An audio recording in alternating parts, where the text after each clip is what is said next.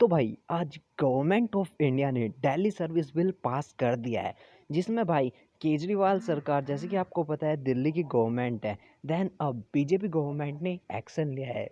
साफ साफ मोदी जी ने वो एक्शन लिया है जिसके अंतर्गत भाई अब दिल्ली में सरकार तो लोग चुन सकेंगे एंड सरकार आ भी जाएगी।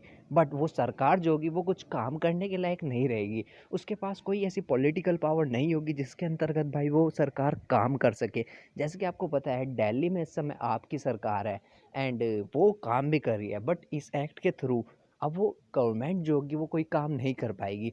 जो काम कर पाएगी वो सिर्फ बीजेपी ही कर पाएगी। एंड इस पर केजरीवाल रिएक्ट करते हुए ये कहते हैं मोदी जी को पहले ही पता चल गया था कि अब दिल्ली में तो उनका जीतना नामुमकिन है। नामुमकिन क्या भाई, पिछले 25 सालों से हमारी सरकार यानी कि केजरीवाल कहते हैं आप सरकार पिछले 25 सालों से राज कर रही है भाई दिल्ली में। एंड दिल्ली में उन्होंने बहुत काम भी कराया है। बट मोदी जी को अब ये लगने लगा कि मेरा सत्ता अब यहाँ पर नहीं चल पाएगा।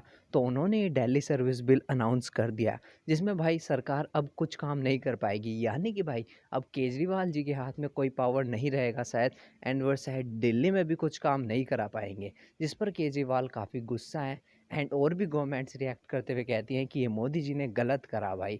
दिल्ली सर्विस बिल अब ये कह रहे हैं कि एक तरीके से दिल्ली के लोग जो हो गए वो एक गुलाम के तौर पर अब माने जाएंगे।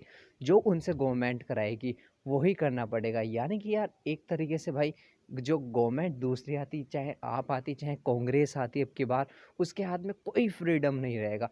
फ्रीडम जो है पूरा इंडियन गवर्नमेंट के हाथ में रहेगा।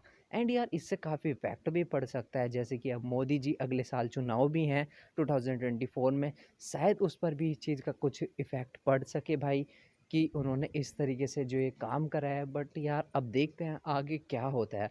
फिलहाल जो है केजरीवाल ने एक वीडियो निकाला जिसमें उन्होंने साफ साफ बताया कि ये मोदी जी ने बहुत ही गलत करा है।